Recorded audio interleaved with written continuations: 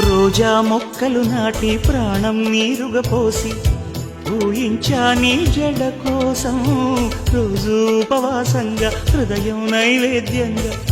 పూజించా నీ జత కోసం నీరెండకు నీ వెంటే నీడై వచ్చి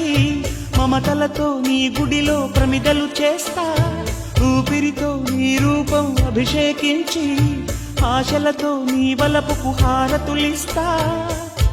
ఇన్నాళ్ళు అనుకోలేదే నిన్నే ప్రేమిస్తానని